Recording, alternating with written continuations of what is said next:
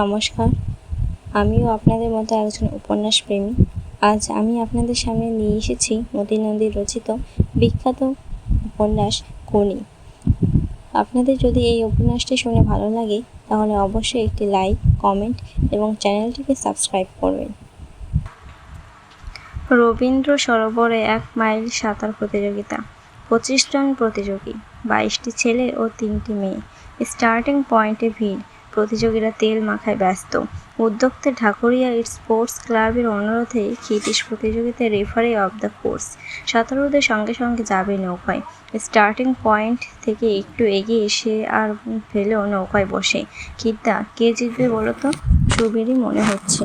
সুবীরের নামও অন্যায় হয়েছে, এইসব কম্পিটিশনে নামিতে থাকা উচিত নয়। ও তো ন্যাশনাল জুনিয়র রেকর্ড হোল্ড করেছে। যা বলেছ, তবে বেশিরভাগই আনকোরা দেখছি। ভেলো শাড়ি দিয়ে দাঁড়ানো সাঁতারুদের পর্যবেক্ষণ করতে করতে বলল, ওই লাল কস্টিউম পরা মেয়েটা কে বলো তো? কখনো তো দেখিনি। এত দূর থেকে ক্ষিতীশ পুরো লেন্সের মধ্য দিয়ে সাদা টুপি মাথায় লাল রঙের মোড়া তুষার ধবল একটি দেহমাত্র দেখতে পেল। কে তা কেই আমি জানবো কি করে? না, এমনি বলছি। বালিগঞ্জ ক্লাবের ট্রেনার প্রণবেন্দু বিশ্বাসকে দেখলাম কিনা মেয়েটার সঙ্গে। খুব বড়লোক মনে হলো। ওই যে সবুজ মোটরটা, ওটাই করে এসে নামলো। সঙ্গে বাবা মাও যেন রয়েছে। তুই বড্ড বেশি দেখিস। না দেখে উপায় আছে? মোমের বোতলের মতো চেহারা। ওর পাশেই দেখো, পোড়ামাটির কেলে পিলসুচের মতো একটা। কি অদ্ভুত দেখাচ্ছে দেখো। ক্ষিতীশ দেখার চেষ্টা করলো। সেকেন্ড কয়েক তাকিয়ে থেকে তার মুখ থেকে বেরিয়ে এলো একটা শব্দ, কোনি। ঠিক তখনই স্টার্টারের বন্দুক গর্জে উঠল। সাঁতারুরা এগিয়ে যাওয়ার পর ক্ষিতীশদের নৌকাটা পিছু নিল। সুবীর এবং আরও গুটি 10 ছেলে এক ঝোঁকে এগিয়ে গেছে। তারপরের আর এক ঝাঁক। সবশেষে 3টি মেয়ে ও 2টি বাচ্চা ছেলে। 500 মিটার পর্যন্ত এরা 5 জন প্রায় একই সঙ্গে ছিল। তারপর লাল কস্টিউম ধীরে ধীরে এগিয়ে যেতে শুরু করলো।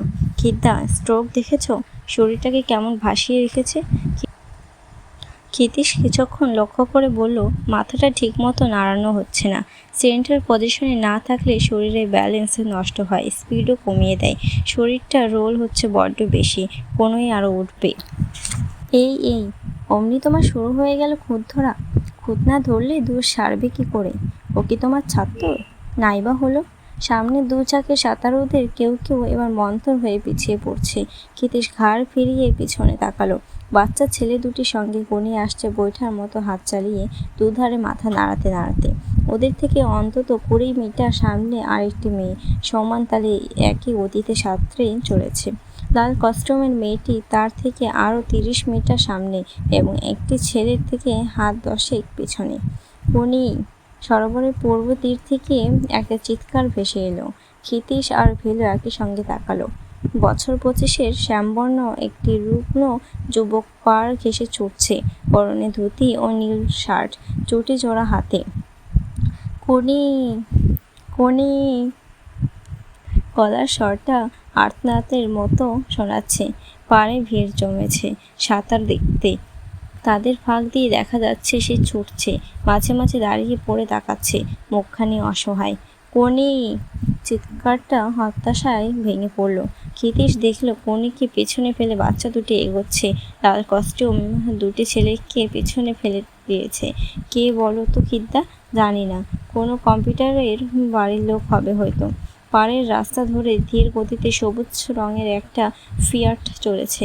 গাড়ির জানালায় উৎকণ্ঠিত একটি পুরুষ ও একটি মহিলার মুখ। মাঝে মাঝে হর্ন দিচ্ছে। কোনি! নৌকাটা ছপ শব্দে দাঁড় ফেলে এগোচ্ছে। একটা গাছের গুঁড়িতে হেলান দিয়ে নীল শার্ট পরা যুবকটি দাঁড়িয়ে।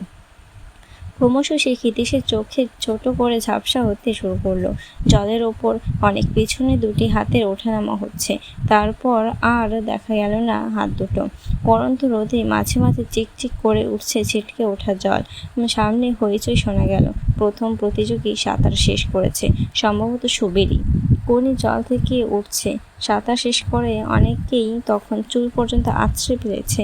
মাইক্রোফোনের সামনে দাঁড়িয়ে একজন ঢাকুরিয়া স্পোর্টিং ক্লাবের সারা বছরের কার্যকলাপের বিবরণ পাঠ করে চলেছে একঘেয়ে সুরেই। কেউ লক্ষ্যই করল না শেষ প্রতিযোগীর সীমায় পৌঁছানোটা। পাড়ের কাছে কাদা, কনির পায়ের গোছ কাদায় ডোবা, শরীরটা সামনে ঝোঁকানো। পাড়ে উঠতে গিয়ে সেই অবস্থাতেই সে তাকিয়ে রইল, চোখ দুটি লাল। সস্তার একটা কালো কস্টিউম শীর্ণ দেহের সঙ্গে লেপ্টে হাঁপাচ্ছে। পিঠের দিকে পাঁজরের হাড়গুলো চামড়ার নিচে বারবার কেঁপে উঠছে। কাঁধের হাড় দুটো উঁচু, সরু লম্বা হাত দুটো ঝুলছে কাঁধ থেকে। একটু দূরে নীল শার্ট পরা রুগ্ন যুবকটি দাঁড়িয়ে মনোযোগে লাউডস্পিকারে কান পাতার ভান করে। টলতে টলতে কনে উঠে এলো। ওর বয়সী দুটো ছেলে একটু জোরেই নিজেদের মধ্যে বলাবলি করলো, তবু তো শেষ করেছে। পরের বছরের কম্পিটিশনে প্রথম প্লেস পেত যদি আর একটু দেরিতে পৌঁছতো। কনি আর একবার তাকালো। নীল শার্ট পরা যুবকটি মুখ চড় খাওয়া মানুষের মতো অপমানিত। সাঁতার শিখবে? চমকে কনি পেছনে ঘুরল। সেই লোকটা, কাঁচা পাকা কদম ছাড় চুল, পুরো কাচের চশমা। তাদের কস্টিউম পরা মেয়েটি সাঁতার শিখেছে তাই তোমাকে হারালো। তুমিও ওকে হারাতে পারবে যদি শেখো। হঠাৎ কনে দু চোখ জলে ভরে এলো। থরথরিয়ে ঠোঁট দুটি একবার কেঁপে উঠল, তারপরে চোয়া শক্ত হয়ে বসে গেল। ক্ষিতীশের চাহনি দপ করে ওঠা শুধু ভেলোই লক্ষ্য করলো এবং আশ্বস্তি ভরে সে মাথা নাড়ল। ওই যে দাঁড়িয়ে, ও কে? আমার দাদা। নিজেকে টানতে টানতে কনির ড্রেসিং রুমের দিকে চলে গেল। ক্ষিতীশ এগিয়ে গেল কনির দাদাকে লক্ষ্য করে। আমি একজন সাঁতারের কোচ। আমার নাম ক্ষিতীশ সিংহ। আমি আপনার বোনকে সাঁতার শেখাতে চাই। ক্ষিতীশ কোনো ভূমিকা না করে সোজাসুজি কথাগুলো বলল। আমার নাম কমল পাল। আমি একসময় সাঁতার কেটেছি অ্যাপোলোয়। তখন আপনাকে আমি দূর থেকে দেখতাম। কমল আর পাণ্ডুর অসুস্থ চোখ দুটোই ঔজ্জ্বল্য আনার চেষ্টা করলো। তারপর মাথা নাড়িয়ে বলল, আমরা খুবই গরিব আর সাঁতার শিখবার পয়সা নেই। আমাকে পয়সা দিতে হবে না। তা বলছি না, সাঁতার শিখতে হলে খরচ আছে, খাওয়া দাওয়া খরচ। আমি পারিনি সেই জন্য। পয়সা ছিল না খাওয়ার। বাবা প্যাকিং কারখানায় কাজ করতো, টিভিতে মারা গেল। সাঁতার কেটে এসে খিদেই চটপট করতুম, স্কুলে ঘুমিয়ে পড়তুম। বাবা মারা যেতে স্কুল ছাড়লুম, সাঁতার ছাড়লুম। আজ 5 বছর হয়ে গেল। কি করেন আপনি? আপনি বললে লজ্জা পাবো। বেশ, তুমি কি করো? বাড়িতে আর কে কে আছেন? 7 ভাই বোন, মা। আমি বড়। গত বছর মেজো ভাই ট্রেনের ইলেকট্রিক তারে মারা গেছে। সেজো কাঁচরাপাড়ায় পিসির বাড়িতে থাকে। তারপর কনি আর 2 বোন 1 ভাই। আমি রাজা বাজারে একটা মোটর গ্যারেজে কাজ করি। ওভারটাইম করে 100 টাকা পাই, তাতেই সংসার চলে। থাকি শ্যামপুকুরে বস্তিতে। কমল হাঁপিয়েও পড়ল এই কটি কথা বলেই। ভেতরে ভেতরে যেন উত্তেজিত হয়ে উঠেছে। কোনো কুণ্ঠা বা সংকোচ না করে সাধারণভাবেই নিজেদের অবস্থার কথা বলল। ওর হাঁপিয়ে ওঠা ধরনটা ক্ষিতীশের ভালো লাগলো না। ওর বাবা টিভিতে মারা গেছে এটা মনে পড়ে অস্বস্তি বোধ করল। নামকরা সাঁতারু হবার শখ আমার ছিল। কনিটাকে দেখতুম ছোট থেকে ওর খেলাধুলায় আগ্রহ। আমার ইচ্ছে করে ওকে কোনো একটা খেলায় দিই। গঙ্গায় সাঁতার কাটে শুনেছি, দেখিনি কখনো। দিনরাত টোটো করে শুনেছি ছেলেদের সঙ্গে। অনেকে অনেক কথা বলে আমাকে। আমি তো বাড়িতে ফিরি শুধু ঘুমানোর জন্য। সে কি করছে কিছুই জানি না। তবু মাথা গরম হয়ে উঠলেই 2-4 ঘা লাগাই। এর বেশি ওদের জন্য আমি আর কিছু করতে পারি না। ইচ্ছে থাকলেও ওকে সাঁতার শেখাবার সামর্থ্য আমার নেই। সে দায়িত্ব আমার। তার মানে? ভেলো ব্যস্ত হয়ে এতক্ষণে মুখ খুলল। দায়িত্ব তোমার মানে? মানে বলতে যা বোঝায় তাই। ক্ষিতীশ বিরক্তি জানিয়ে কমলকে লক্ষ্য করে বলল, গার্জেনরা সাহায্য না করলে কোনো ছেলে মেয়েকে শুধু কোচিং দিয়ে বড় করা যায় না। আমি শুধু বাড়ির সহযোগিতাটুকুই চাই। বাদবাকি দায়িত্ব আমার। আপনি দায়িত্ব নেবেন? সে তো ভাগ্যের কথা। কমলের চোখের পাণ্ডুরতা চকচক করে উঠল। কিন্তু আমি 1 পয়সাও খরচ করতে পারবো না। ধার করে কালকে 12 টাকা দিয়ে কস্টিউম কিনে দিয়েছি। খুবই বাজে জিনিস। কখনো ও সাঁতার দেখিনি, এই প্রথম দেখলাম। কথা দিয়েছিল মেয়েদের মধ্যে প্রথম হবেই। দেখলেন তো কি হলো? ক্ষিতীশ ঘাড় নাড়ালো। ভেলো বলল, স্ট্রেংথ নেই। অর্ধেকের পর আর টানতে পারছিল না। ওকে এখন খুব খাওয়াতে হবে, তাই না ক্ষিদা? আমরা এখন চলি। ক্ষিতীশ পেছনে মুখ ঘুরিয়ে দেখল দূরে কনি দাঁড়িয়ে, ফ্রক পরে, কাঁধে প্লাস্টিকের ব্যাগ। আমার খুব ইচ্ছে ও সাঁতার শিখুক, বড় হোক, নাম করুক। তারপর ইতস্তত করে কমল বলল, আর যতটুকু পারি টেনে টুনে চালিয়ে খরচ করার চেষ্টা করব। ওদিকে প্রাইজ দেওয়া হচ্ছে। নাম ডাকা এবং হাততালির শব্দ লাউডস্পিকারে ভেসে আসছে। মেয়েদের মধ্যে প্রথম ক্ষিতীশ তাকিয়ে ভাই বোনের দিকে। প্রাইস না নিয়ে চলে যাচ্ছে উল্টো দিকে পথ ধরে। ভাঙা রেলিংয়ের ফাঁক দিয়ে গলে রাস্তায় পড়বে। কমল গলে বেরিয়েছে। কনি কাত হয়ে মাথা নিচু করে চটকা দিয়ে এসে একবার ফিরে তাকালো। বালিগঞ্জ সুইমিং ক্লাবের Hiya Mitra. Time 35 minute 18 second. Koni মাথা নামিয়ে রেলিংয়ের ফাঁক দিয়ে বেরিয়ে গেল। তোমার কি মাথা খারাপ হলো নাকি খিদ্দা? কি করে বুঝলি?